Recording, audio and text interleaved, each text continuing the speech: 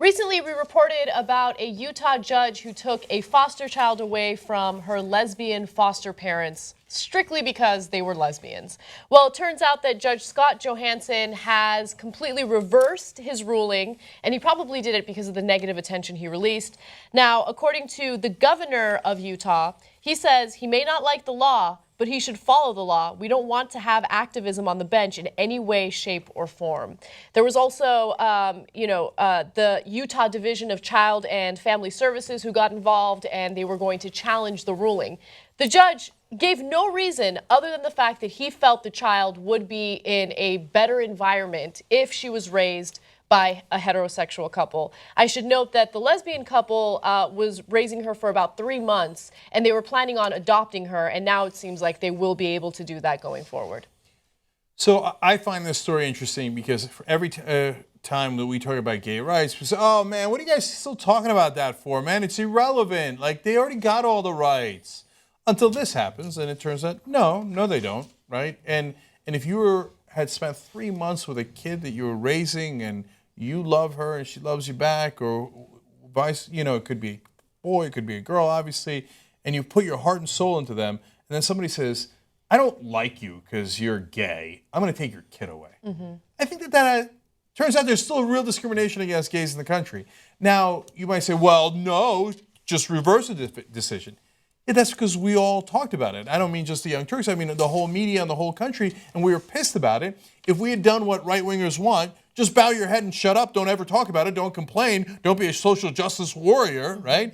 Well, they would have had their kid yanked away from them. That's exactly right. So I'm so glad we talked about it. So we did an extensive report on gay rights in America, and even though marriage equality is legalized because of the Supreme Court ruling, if you look at laws state by state, the majority of our states don't have protections for gay people, right? So, of course, there's like the equal opportunity laws or equal employment laws state by state. Some states will protect you if you are religious or if you're a woman or because of your race, but they don't have those types of protections for gay people. So there's still a long way to go.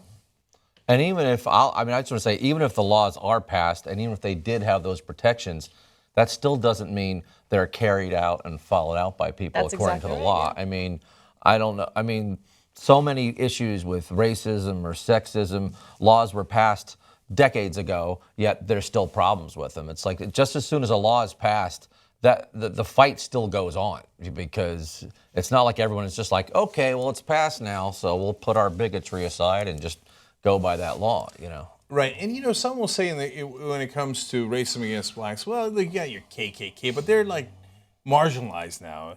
But here it is, it's not marginalized, it's a judge. And the judge said, yeah, I mean, empirically, he thought that straight parents are better at raising kids. He claimed that he had evidence. That's right. That evidence that shows that straight heterosexual couples raise kids better than homosexual couples. The studies show that, and then the lawyers for the lesbian couple, they were like, "Can we see the studies?" And he was like, "Can't show it to you because they don't exist." Yeah. Well, maybe and that's a judge. Maybe as a point, I mean, of all the criminals that we've had in this country, none have come from straight parents. I mean, if you think about it, they must have all come from gay parents. Right, yeah. There's just no other.